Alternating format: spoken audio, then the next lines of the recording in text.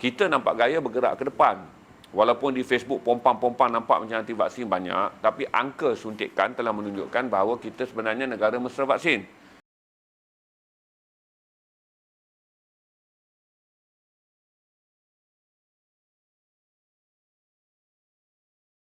Human right ni tuan-tuan, dia tertakluk balik kepada akta, sama ada tak ada akta. Human right ni biasanya dia lebih kepada expression, iaitu melahirkan rasa.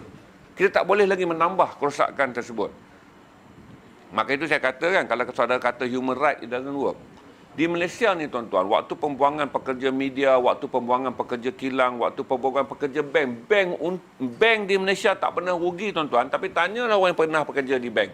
Berapa banyak VSS dan juga alasan penyusunan semula sumber manusia dibuat.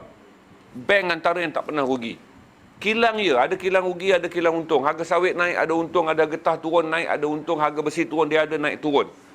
Tapi tuan-tuan, human right ni perkataan dia, kalau saya ambil tu janganlah marah kan. Ada aku kisah. Maksudnya pergerakan human right ni, HR masuk dalam meeting, dia peduli ke dekat dataran ada orang bangkit, menjerit, dia peduli ke?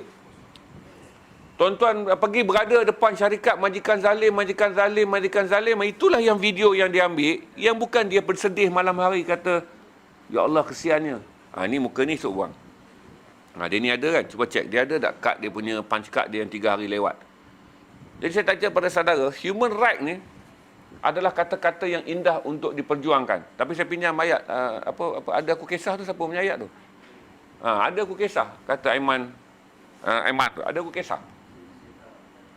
Tak ada orang kisah tuan-tuan. Saya masa waktu saya berada dalam kumpulan pengurusan tertinggi HR ni, saya antara orang yang terlibat dengan banyak benda. Dia ni dah lama kerja kita ni. 10 tahun lebih. Okey. Dia ni senang dapat ni. Pasal dia ada beberapa perkara, antaranya adalah punch card. Dia cari punch card 3 kali merah cukup. Keluarkan. Dia ni ada rekod kesihatan. Kita ada akses rekod kesihatan dia dekat HR kerana dia pernah minta cuti banyak kali atas gangguan sakit jantung. Perkara-perkara begini tuan-tuan, kalau tuan-tuan pergi belagak pula tu, lagi cepat. Jadi sejak saya nak beritahu dekat saudara, saya sampai sekarang lah menganggap kata human right ni sebagai satu perjuangan yang indah bagi mereka yang mencintai humanis. Orang-orang yang percaya bahawa kemanusiaan adalah bahasa pengucapan yang terbaik apabila perlu dilaksanakan secara terbuka di jalanan. Tapi saya beritahu pada saudara, apa yang saudara lakukan hanya dipedulikan oleh gambar media untuk mendapat rating tontonan. Tak pernah tuan-tuan. Siapa yang berada dalam NUBE yang paling layak untuk jawab? Orang yang berada dalam kaki tangan Kesatuan Pekerja Bank. Saudara dah lihat krisis ni begitu lama, bukan daripada baru, daripada 2008 krisis pembuangan pekerja dalam sektor perbankan apabila teknologi digital mengambil alih. Melibatkan 100% semua yang dibuang adalah warga negara tempatan. Bererti saya bagi tahu pada saudara, eksersis ini adalah eksersis yang telah lama diamalkan. Pemilik syarikat dan golongan pemodal telah mempunyai sniper, iaitu penembak curi yang akan boleh membunuh sesiapa saja yang mereka inginkan ketika saudara menyertai gerakan human right. Sniper ni maksud saya bukanlah sniper tembak kena kepala, tetapi senjata-senjata sulit yang berkesan untuk melaksanakan misi penyingkiran. Itu sebab tu saya fikir kata sekarang ni adalah bagaimana kita nak memikirkan pula 5% ni, kita tak boleh buang di atas perkataan anti-vaksin. Perkataan anti-vaksin kita anggap telah berakhir dalam diary perjuangan Malaysia untuk bergerak ke depan. Berarti nak mencari jalan win-win situation. Kerana saya fikir negara ni tak kritikal seperti Amerika. Amerika sangat kritikal kerana mereka memiliki jumlah golongan anti-vaksin yang golongan yang tak mau divaksin sangat tinggi. Kita nampak gaya bergerak ke depan. Walaupun di Facebook pompang-pompang nampak macam anti-vaksin banyak, tapi angka suntikan telah menunjukkan bahawa kita sebenarnya negara mesra vaksin. Tak naik gaji sebab tak untung, lepas tu dia bagi fatwa kepada saudara. Cantik dia fatwa dia. Lebih baik ada kerja daripada tak ada kerja. Kan beratus ribu orang tak ada kerja. Sekarang masih kerja. Tengok cantik tak? Bagaimana mereka menjadikan saudara mangsa dengan mengatakan beratus ribu orang tak ada kerja. Kau cuma tak naik gaji je. Last kali termakan cakap. Betul juga, jiran aku 2 orang dah tak ada kerja. Kawan aku baru telefon, kereta kena tarik, kerja tak ada. Yang tu kena potong allowance. Maka bekerjalah tuan-tuan di bawah rejim Malaysia bin Yahudi dengan fatwa lebih baik bekerja kerana beratus ribu orang tak bekerja. Seperti mana kita bagi tahu kata normalisasi baru. Jangan saudara nak kata normalisasi baru ni pula Yahudi, Illuminati. Ini tak ada timbul dia kerana ini adalah pandangan pakar sains yang diamalkan oleh negara Yahudi dan juga negara Illuminati. Ini negara bapa bagi segala Freemason dan Illuminati, di mana pekerja yang tidak divaksin dipecat 24 jam. Tindakan-tindakan keras mula dikenakan oleh negara Land of Liberty ataupun dipanggil sebagai negara-negara bapa hak asasi manusia. Bila cakap tentang Amerika Syarikat ni, para penyembah agama hak asasi manusia ni akan menyembah Amerika dengan menjadikan Amerika bapa bagi segala rujukan. Tetapi terdapat pekerja yang enggan divaksin dan apabila proses kembali bekerja di pejabat dilaksanakan, pekerja yang kembali tanpa sijil vaksin dipecat 24 jam. Ini saya ambil daripada negara yang selalu disembah oleh penganut agama hak asasi.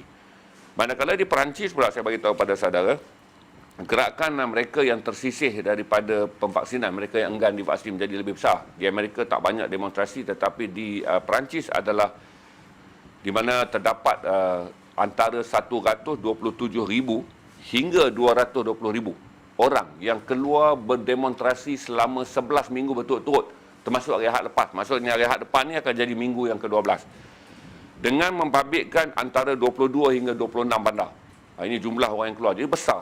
Tetapi apa yang dilakukan oleh Perancis adalah mengabai dan tidak mengendahkan golongan yang tidak divaksin, yang menuntut bahawa hak mereka untuk masuk ke pawagam, hak mereka untuk masuk dine-in, makan di restoran, hak mereka untuk menginap di hotel, hak mereka untuk sampai ke sektor pelancongan yang dinafikan. Berarti apa yang kita amalkan sekarang ni hampir sama apa yang diamalkan secara global oleh negara-negara yang lebih dulu melaksanakan proses pembukaan sektor sosial dan sektor ekonomi, di mana pembukaan sektor sosial dan sektor ekonomi telah mengasingkan mereka yang tidak divaksin.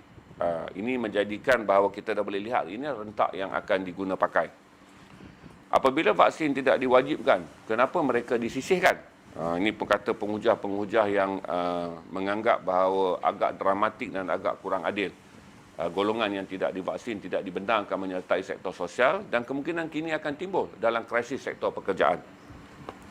Tetapi apa yang boleh saya katakan kepada anda, walaupun si vaksin tidak diwajibkan di mana-mana negara, ingat 194 negara yang menyertai Pertubuhan Kesihatan Sedunia WHO tidak dibenarkan memaksa rakyatnya untuk divaksin.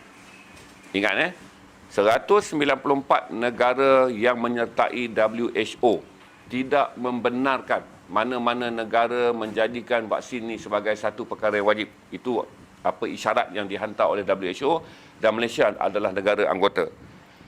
Tetapi saya bagi tahu juga pada saudara, kesemua negara yang berada dalam bawah-bawah WHO mengenakan undang-undang tidak membenarkan sebarang bentuk penerbangan ataupun penggunaan lapangan terbang ataupun penggunaan rentas negara ke atas mereka yang tak divaksin. Berarti walaupun vaksin tidak diwajibkan, tetapi semua negara bersetuju bahawa garis sempadan untuk direntas oleh mana-mana warga negara wajib adalah hanya untuk mereka yang divaksin. Jadi dia ada pertembungan di antara tidak diwajibkan oleh WHO tetapi dipraktikkan sebagai wajib dalam konteks rentas sempadan. Berarti saudara yang hanya divaksin boleh merentas sempadan mana-mana negara. Kesatuan Eropah lebih dulu mengamalkannya. Malah walaupun negara-negara seperti Amerika Syarikat, Amerika melonjak kembali dengan angka kematian yang tinggi dan jumlah angka kematian yang tinggi disumbangkan oleh masyarakat Amerika yang enggan divaksin. Jadi apa yang berlaku di negara kita sekarang akan timbul perdebatan. Dengan jumlah suntikan 320,000 sehari, saya yakin bahawa pada penghujung bulan November kita boleh mencapai 90%. Rakyat Malaysia yang telah komited dengan 1 dos dan kita boleh mencapai 75% rakyat Malaysia yang komited dengan 2 dos. Ini menjadikan kita yang mempunyai 95% pemvaksinan akan terpaksa memikirkan bagaimana kita berada di kalangan mereka yang berada 5% yang tidak divaksin. Bagi sistem kesihatan dan juga sistem kemanusiaan, berarti sekarang ni orang yang telah divaksin akan terpaksa menjaga keselamatan orang yang tidak divaksin. Kerana tuan-tuan tahu bahawa majoriti mereka yang divaksin, iaitu 97% orang yang divaksin, akan menerima jangkitan pada tahap 1 dan tahap 2, di mana ada kemungkinan besar Malaysia akan mengisytiharkan pada 1 hari bulan November.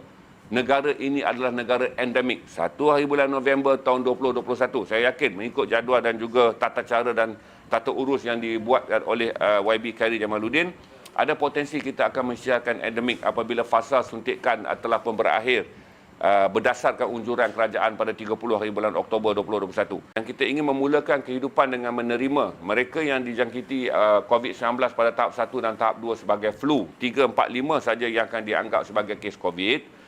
Berarti orang yang tidak divaksin masih lagi boleh dijangkiti oleh kita. Berarti kalau saya ni ada tahap 1 dan Jack ada tahap 2, kami akan datang berinteraksi seperti biasa. Kerana satu, orang yang berada pada tahap 1 dan tahap 2, virusnya tidak berupaya menjangkiti orang lain. Virusnya tak upaya. Kerana virusnya hanya boleh berkitar dalam tubuh orang yang dijangkiti tetapi tidak boleh menjangkitkan orang lain.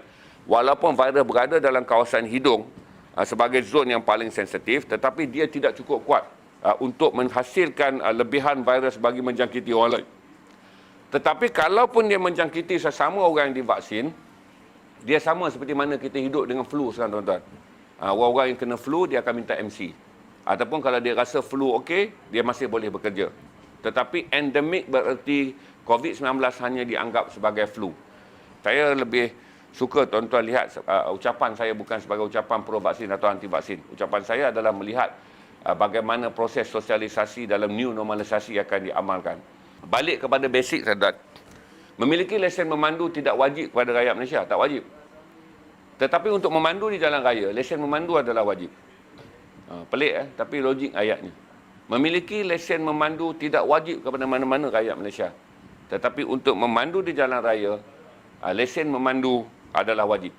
Seorang yang tidak memiliki lesen memandu boleh membuktikan di mahkamah dia telah memandu lebih daripada 30 tahun tanpa lesen memandu, tanpa satu pun saman, tanpa satu pun kemalangan.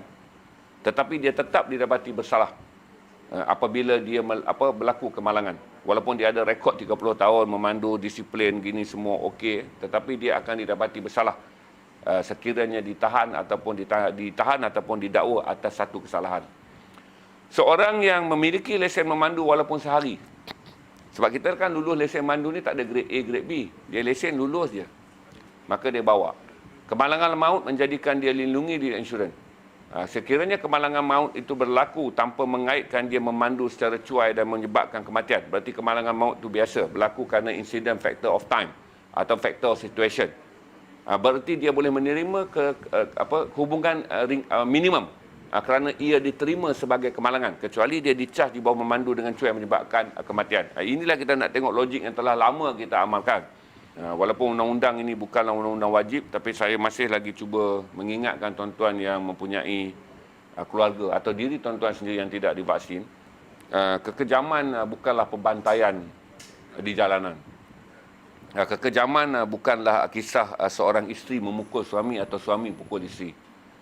Kekejaman bukanlah kisah mengenai sekumpulan gangster yang datang bantai dan juga memukul seorang yang tidak berdaya untuk melawan kumpulan gangster. Kekejaman mempunyai tafsiran yang sangat licik dan halus dalam era moden.